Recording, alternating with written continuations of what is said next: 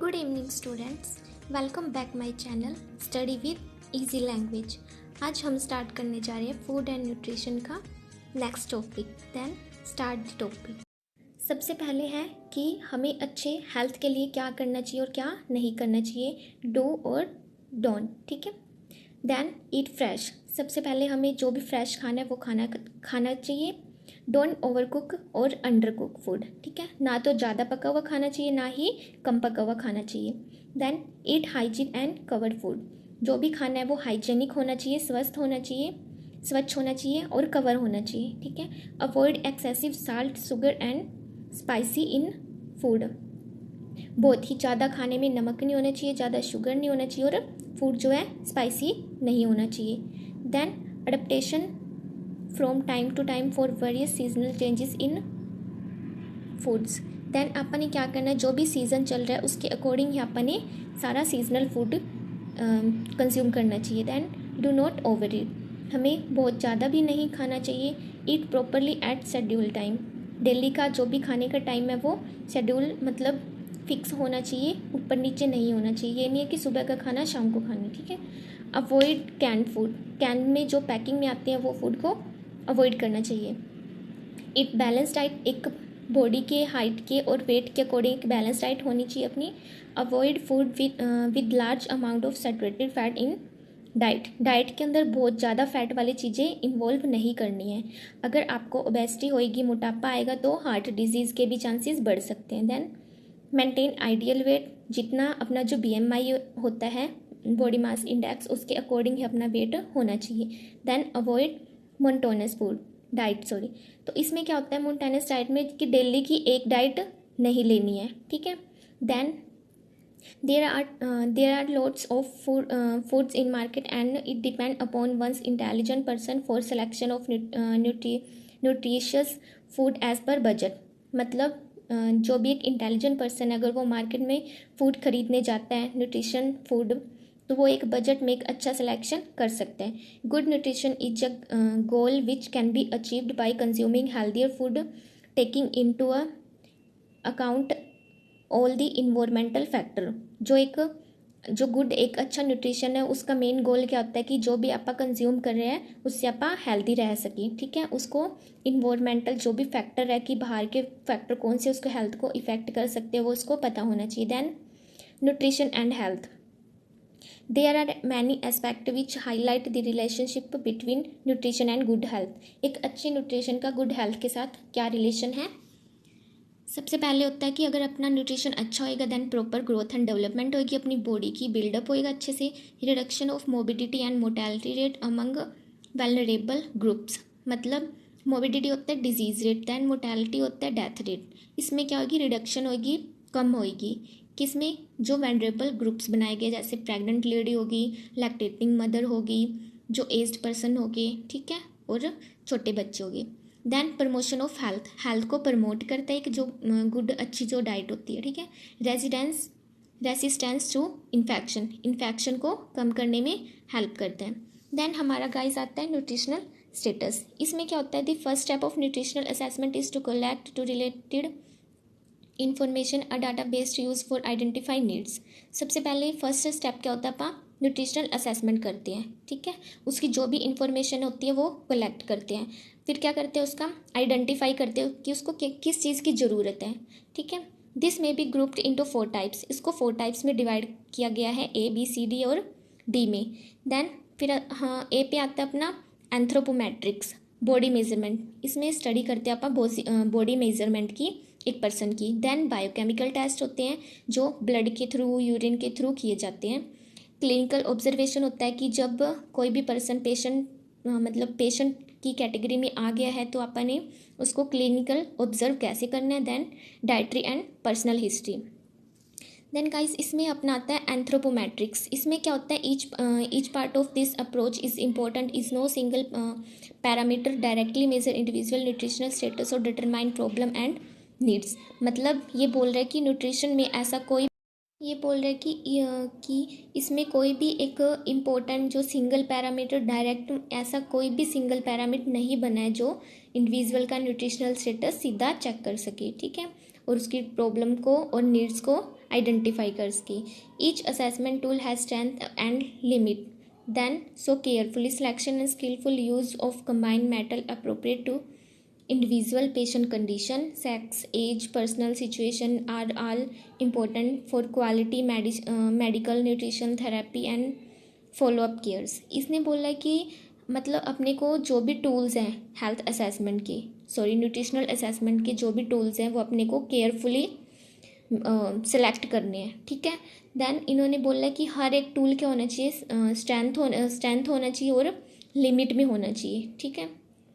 जो क्या कर सकते हैं, एक अपने को पेशेंट की कंडीशन, उसके सेक्स के अकॉर्डिंग, मेल है फीमेल है, एज के अकॉर्डिंग, पर्सनल सिचुएशन के अकॉर्डिंग, मेडिकल न्यूट्रिशन के अकॉर्डिंग जो भी केयर है वो अपने को एग्जैक्ट बता सके, ठीक है। देन इसमें क्या करते हैं, in anthropometric height, weight, BMI, mid upper arm circumference, ये गाइस हम आगे डिटेल में पढ़ेंगे, ठीक है। अपना आता है BMI, बॉडी मास इंडेक्स। इसमें क्या करते हैं, the weight and length measure are use to calculate the patients body mass index. मतलब जो पेशेंट की जो बॉडी है उसमें क्या करते हैं, वेट और लेंथ को कैलकुलेट किया जाता है, ठीक है।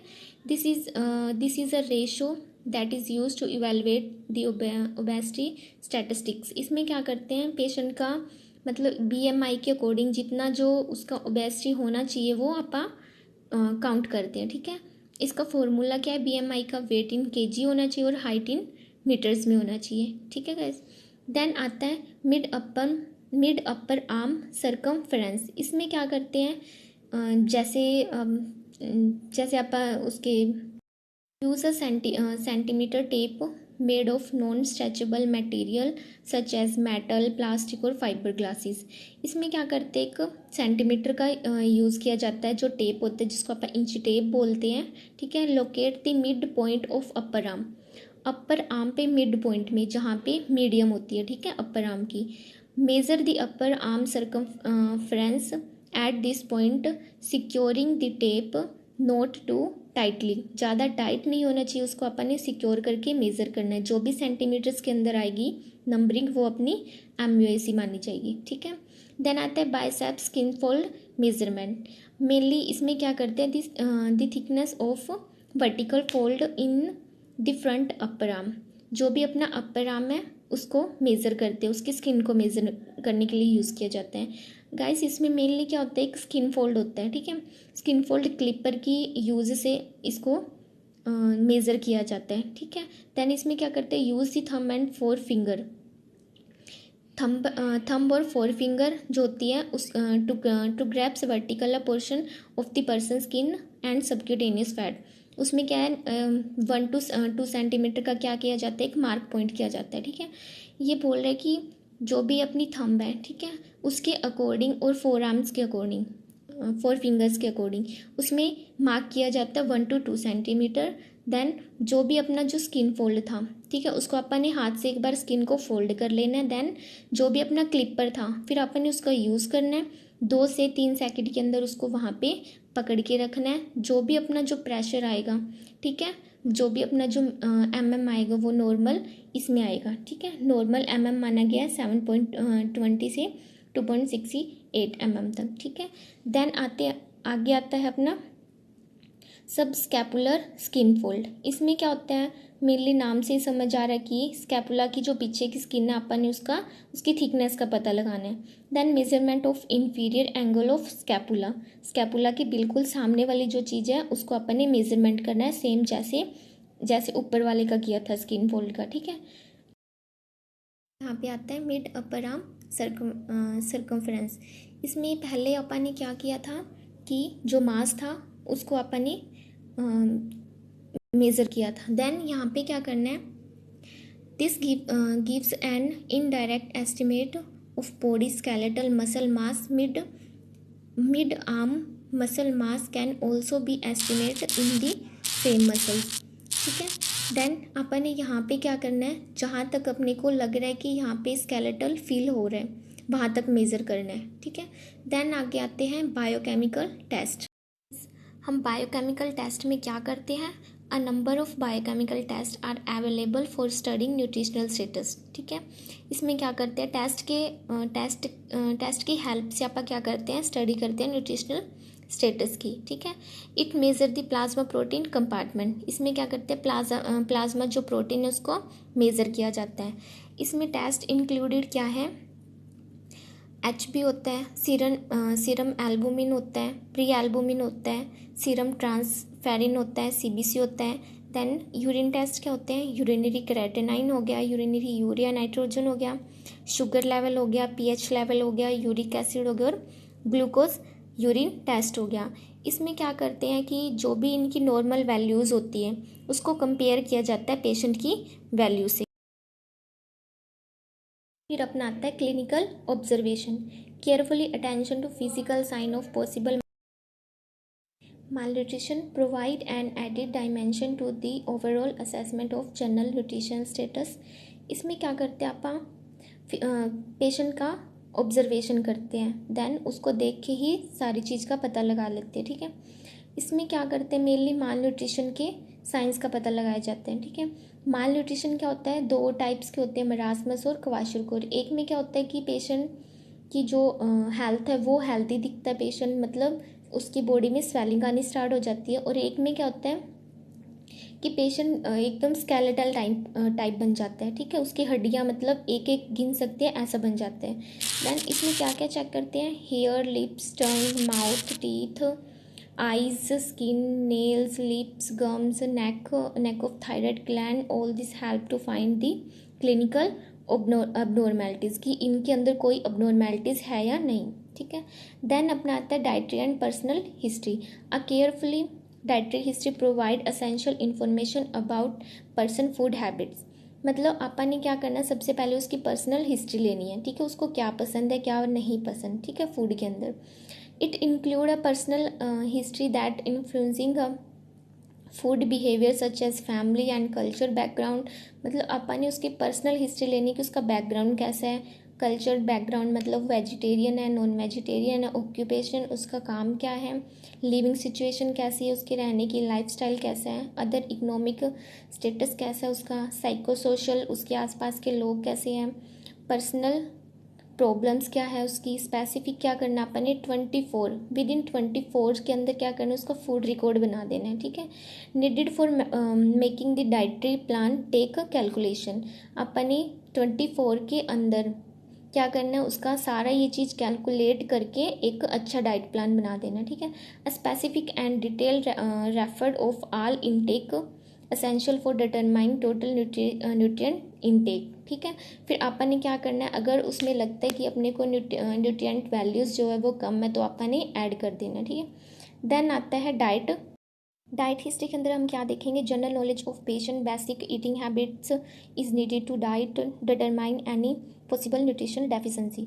मतलब इसमें पेशेंट की जीके देखेंगे अबाउट न्यूट्रिशनल। ठीक है, the nutrition interview provide essential place for further personal nutritional counselling and planning of care. इसमें क्या करेंगे, पेशेंट का एक तरह का न्यूट्रिशन इंटरव्यू रख देंगे एक काउंसलर के सामने, देन वो काउंसलर क्या करेगा, एक अच्छी प्लानिंग कर सकता है उसको अच्छी केयर देने के लिए। Simple models of portion size help in determining quantity of food consumption. Then आप इसका क्या करेंगे, एक सिंपल मॉडल बना सकते हैं जिसमें आप रिजल्ट निकाल सकते हैं कि उसको अच्छी क्वांटिटी ऑफ फूड क्या देना है। देन गाइस अपना आता है फूड रिकॉर्ड। फिर फूड रिकॉर्ड क्या होता है, 3 to 7 days food record is helpful is assessing food pattern. अपने को 3 से 7 दिन का जो फूड रिकॉर्ड है वो अपने को हेल्प करता है जो भी हेल्थ फूड असेसमेंट करने में। ठीक है, everyday record is generally sufficient for determining for nutrition intake. ठीक है, जो भी वो डेली ले रहे हैं, ठीक है, वो अपन ने चेक करना है कि वो डेली क्या खा रहे हैं। ठीक है, average value taken of these 3 days will give adequate information about the food intake. ठीक है, फिर अपन ने क्या करना है, उसको विद इन 3 days के अंदर अपन ने उसको एडिक्वेट इन्फॉर्मेशन देनी है regarding food intake. Then last में अपन ने क्या करना है, फूड फ्रीक्वेंसी क्वेश्चंस, कुछ क्वेश्चंस रखने हैं। क्या करना है उसमें, the purpose of FFQ is to determine the food intake over an extend period of time, कि उसको ये वाला फूड कब तक लेना है और पीरियड ऑफ टाइम क्या रहेगा उसका। देन अपन ने क्या करना है, उसकी लिस्ट बना लेनी है। लिस्ट में क्या करना अपन ने, mainly a scale for checking frequency of food used over a given period of time. एक स्केल के अकॉर्डिंग अपन चेक करेंगे कि जो अपन ने उसको फॉलोअप स्केल दी थी वो उसके अकॉर्डिंग चल रहा है या फिर वो खुद से ही अलग से कुछ ले रहे हैं। ठीक है, थैंक यू गाइज।